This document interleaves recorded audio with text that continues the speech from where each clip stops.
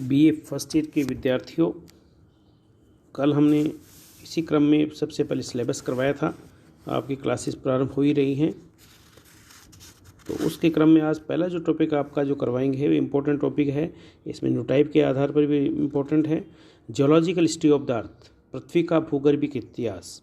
ये भूगर्भिक इतिहास जब से पृथ्वी का निर्माण हुआ, पृथ्वी का निर्माण कैसे हुआ, ये हम अलग टॉपिक में पढ़ेंगे।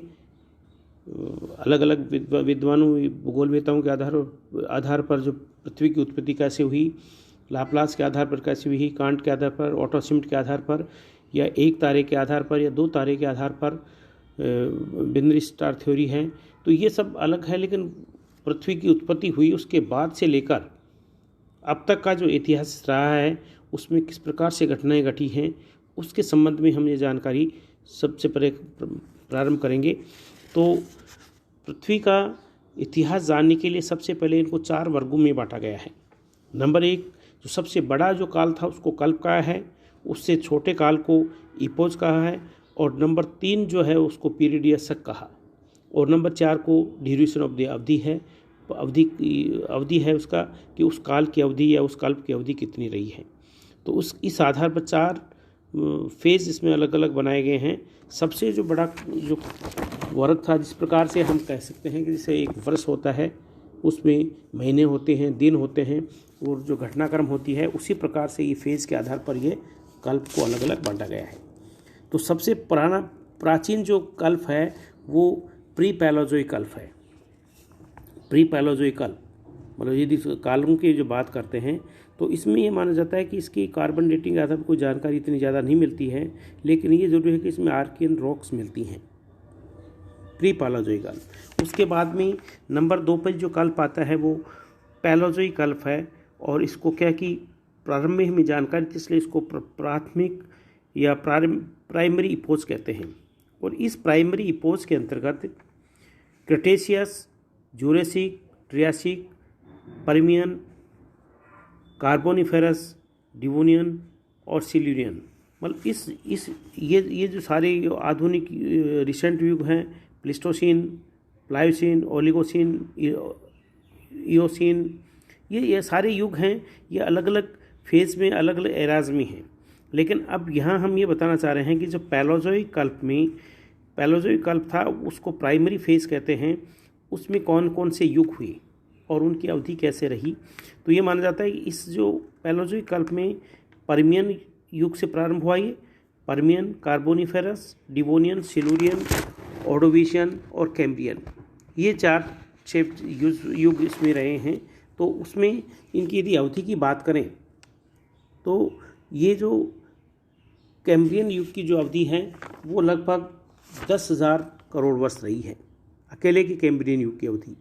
ऑर्डोविशियन युग की अवधि 6 करोड़ वर्ष रही है, सिल्यूरियन की 4 करोड़ वर्ष रही है, डिवोनियन की 5 करोड़ रही है, कार्बोनिफेरस की 8 करोड़ रही है, और पर्मियन की 4.5 करोड़ वर्ष रही है। मतलब ये इनकी अवधि अलग है कि पर्मियन, इसमें ये भी बता दें कि Permian, Carboniferous, Devonian, Silurian, Ordovician और कैम्ब्रियन, और ये जो कैम्ब्रियन तक का युग है, तो कैम्ब्रियन की अवधि 10 करोड़ रही है। सबसे बड़ा युग इसके अंदर जो है एरा है वो कैम्ब्रियन है, और सबसे छोटा इसमें पर्मियन 4.5 करोड़ वर्ष का है।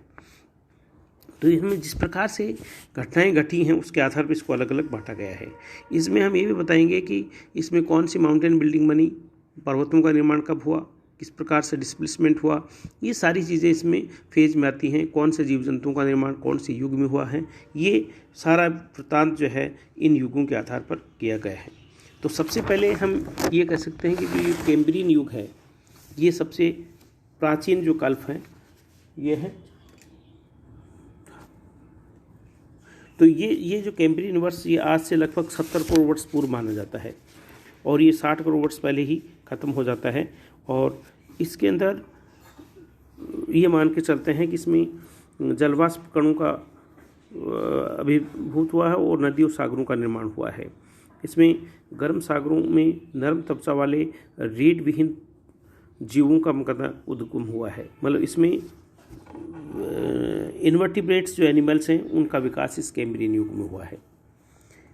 प्री कैम्ब्रियन युग की बात है। कैम्ब्रियन युग जो कि हम 10,000 करोड़ वर्ष पहले की बात कर रहे हैं, ये प्रारंभ होता है आज से 60 करोड़ वर्ष पूर्व। मतलब कैम्ब्रियन युग की जो अवधि है वो 60 करोड़ वर्ष से पूर्व की है, और इसकी जो अवधि है वो 10,000 करोड़ हमने बता दी है। 60 करोड़ वर्ष पूर्व इसकी कैम्ब्रियन की अवधि है, और इसमें 50 करोड़ पूर्व ये समाप्त हो गया। इसका मतलब 10,000 करोड़ वर्ष इसकी अवधि हमने बताई है। इसके अंदर छिछले सागरों का विस्तार था तथा स्थलभाग पर सागरों का प्रसार तथा उतार था इसमें, और इसमें इंग्लैंड, कनाडा और संयुक्त राज्य अमेरिका में कैम्ब्रियन चट्टानों का निर्माण हुआ, यह माना जाता है। यहाँ पर यूरोप महाद्वीप में भी ज्वालामुखी क्रियाएँ इस युग के अंदर हुई है। उसके बाद में ओर्डोवीशियन युग आता है, जिसकी अवधि हमारी 6.5 करोड़ वर्ष रही है। इस युग का जो अराउंड 50 करोड़ से पहले हुआ, और इसकी अवधि 44 करोड़ वर्ष पहले ही समाप्त हो गई। इसका मतलब 6.5 करोड़ वर्ष इसमें रहा है। इस के अंतर्गत काफ़ी उतार चढ़ाव रहा सागरों के अंदर। छिछले सागरों में बालू तथा कीचड़ का जमाव बढ़ता गया था, तथा इस समय पर्वत निर्माण प्रारंभ हो गया है। मतलब ये चीज़ हमें देखने की बात है कि ओर्डोवीशियन युग में हमारा पर्वत निर्माण प्रारंभ हो गया था। इससे पहले सागरों का उथल चढ़ा था, और जिस प्रकार से एंडोजेनेटिक फोर्स लगे होंगे, डिपोजिशंस हुआ होगा, और उससे पर्वत बनना प्रारंभ जो हुए हैं वो ओर्डोवीशियन युग में हुए हैं। उसके बाद में सिल्यूरियन युग की अवधि है, जो कि हमने पहले बताई है। सिल्यूरियन युग की जो अवधि वो 4 करोड़ वर्ष की है, 4 करोड़ वर्ष की अवधि है। और इस सिल्यूरियन युग में 44 करोड़ पूर्व से लेके वो 40 करोड़ वर्ष पूर्व ये समाप्त हो गया था। और इस युग में ये कह सकते हैं कि क्या विकास हुआ, इसमें वनस्पतियों का मतलब जन्म हुआ, और उसमें पत्तियां नहीं थी, मतलब वेजिटेशंस के अंदर विकसित हुई वनस्पतियों की जो बात करते हैं। तो हम ये कह सकते हैं कि ओर्डोवीशियन युग में हमारा जो पर्वतों का निर्माण प्रारंभ हुआ, तो इन पर्वतों को हम प्राइमरी जो फर्स्ट फेज के हम कैलिडोनियन पर्वतीकरण कह सकते हैं। कि कैलिडोनियन जो पर्वतक्रम है ये फर्स्ट था, जो कि इस ओर्डोवीशियन युग में प्रारंभ हुआ, और अंत में ये डिवोनियन युग तक चला। मतलब डिवोनियन युग, ये इसका मतलब इसके अंदर ओर्डोवीशियन, सिल्यूरियन और डिवोनियन युग तक इस पर्वतक्रम का निर्माण हुआ। इसका मतलब यहाँ पहले जियोसिक्लाइंस हुए होंगे, और जियोसिक्लाइंस क्या है, भूसंरचनाएं क्या है। भूसंरचनाएं जो हैं वो लंबे सक्रिय सागरीय भाग होते हैं, जिनकी तली में तलछट का निक्षेप और जमाव साथ साथ में होता रहता है। इस प्रक्रिया को इसमें बताया। तो ये जो पर्वत बने हैं वो कैलिडोनियन पर्वतीकरण कहते हैं। फर्स्ट फेज के माउंटेन्स जो, इसका मतलब ये वलित पर्वत है, जो कि सबसे प्राचीन वलित पर्वत हैं। हमारे जो राजस्थान के अरावली पर्वत भी हैं, इसी के अंतर्गत आते हैं। ये इस ओर्डोवीशियन युग से प्रारंभ हुए हैं, और ये जो डिवोनियन युग में 3 फेज हुए हैं। इसका मतलब ये 12-13 करोड़ वर्ष तक ये पर्वतों का निर्माण, क्योंकि ये दीर्घकालीन शक्तियों का परिणाम है पर्वत निर्माण जो प्रक्रिया है। तो इसमें ये यहाँ पर प्रारंभ हुए, ये ओर्डोवीशियन युग में पर्वत निर्माण प्रारंभ हुआ है।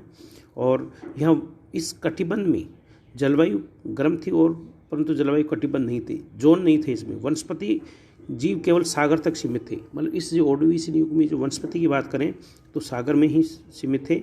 केवल रीढ़ वाले जीवों का विकास हुआ था। स्थल भाग जीव विहीन था, मतलब स्थल भाग में कोई जीव इस युग में ओर्डोवीशियन में नहीं था। सिल्यूरियन युग है, ये आज से लगभग 44 करोड़ वर्ष पूर्व से प्रारंभ होकर 40 करोड़ वर्ष पूर्व समाप्त हो गया है। इसकी अवधि भी 4 करोड़ रही है सिल्यूरियन युग की।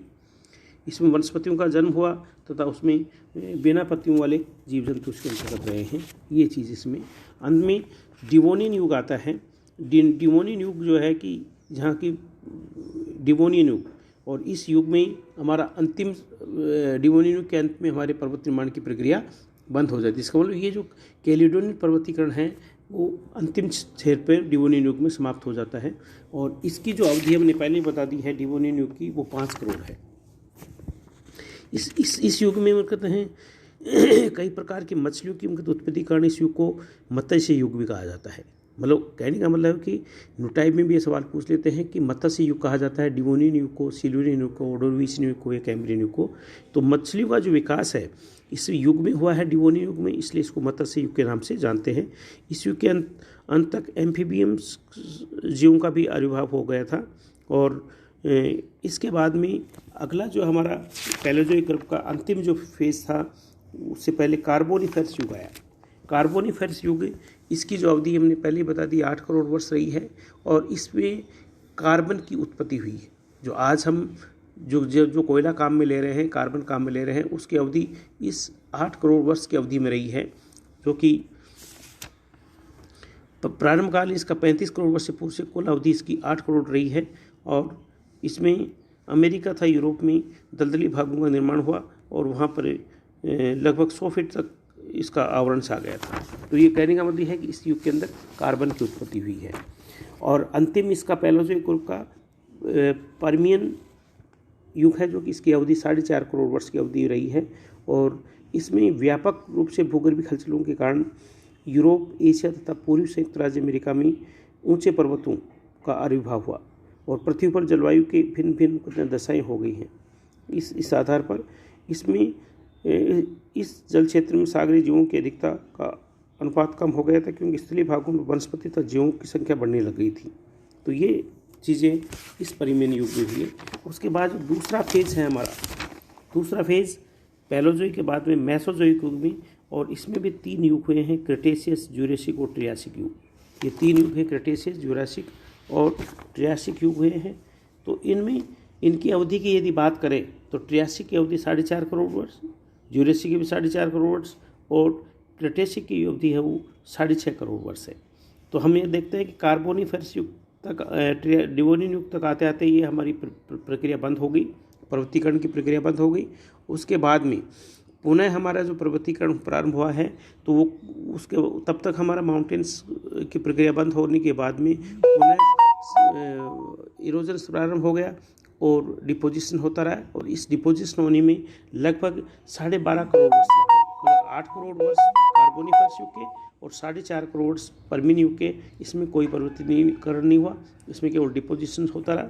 उसके बाद में पुनः जो पर्वतीकरण की प्रक्रिया हुई है वो ट्रियासिक युग से लेकर और क्रेटेशियस युग में हुई है।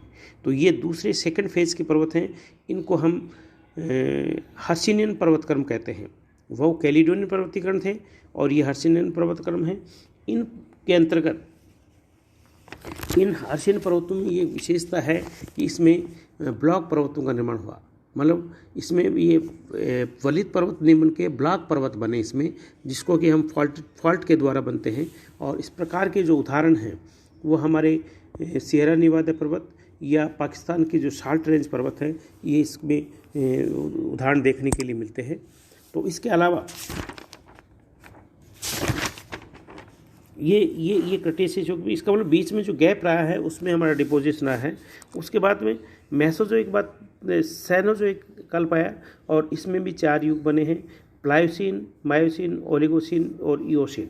इनकी यदि अवधि की बात करें तो इओसीन की जो अवधि है वो 3 करोड़ थी, ओलिगोसीन की 1.5 करोड़ और मायोसीन की 1 करोड़ 40 लाख और प्लायोसीन की 1 करोड़ की अवधि रही है। तो इस आधार पर इसमें हम देखते हैं कि इओसीन के अंत में हम पर्वतों की बात करते हैं तो पुनः पर्वतीकरण हुआ है और ये पर्वतीकरण प्लायोसीन युग तक चला। इसमें अंतिम फेज तक इसका मतलब पर्वतीकरण, और ये हमारे नवीन वलित पर्वतों की उत्पत्तियाँ हुई, जिसमें कि हमारे हिमालय पर्वत हैं, आल्प्स पर्वत है, ये जो पर्वत हैं वो इस काल के अंतर्गत बने हैं। जितने भी पर्वत बने हैं ये इस काल में बने हैं। और उसके बाद में अंतिम जो फेज़ में हमारा जो नियोजोइक कल्प है, मतलब जो 5 कल्पों में बांटा गया है, इस नियोजोइक कल्प को भी 2 भागों में बांटा है, एक प्लिस्टोसीन और दूसरा होलोसीन। तो प्लिस्टोसीन युग की अवधि की बात करें तो ये 9,90,000 वर्ष की अवधि रही है। और इस प्लिस्टोसीन युग में क्या हुआ है कि पृथ्वी पर हमारे सारे हिमावरण का काल रहा है, हिम की चादर छा गई थी, जिसकी वजह से जो सी लेवल है उसमें चेंजेस हुए हैं और उससे लैंड ब्रिज निकल के आ गए हैं, बहुत सारे मतलब परिवर्तन हुए, एनिमल्स का माइग्रेशन हुआ है। तो ये सब चीज़ें इस प्लिस्टोसीन हिम युग में हुई हैं। और अंत में आज वर्तमान में जो पीरियड चल रहा है वो होलोसीन है और इसको चलते हुए 10,000 वर्ष हो गए हैं। अब नया जो चेंजेज आएगा उसके बाद में नया युग बनेंगे। तो अब फिलहाल हमारा होलोसीन युग है तो कई बार यूनिट में भी ये सवाल पूछ लेते हैं कि विश्व में जो हिम की चादर छाई थी वो कौन सा युग था, प्लीस्टोसिन था या मायोसिन था या ओलिगोसिन था या होलोसिन था। तो ये चीज़ें इस तरह के इसमें ध्यान रखने की बात है। जो हमारे टर्सरी माउंटेन बने हैं वो कौन से युग से कहाँ तक बने हैं, पर कैलोडियन पर्वतीकरण हो कौन से काल में हुआ। तो ये सब चीज़ें नोटाइप के आधार पर ये टॉपिक सबसे इम्पोर्टेंट है, इसको आधार पर इसको तैयार करना है। धन्यवाद।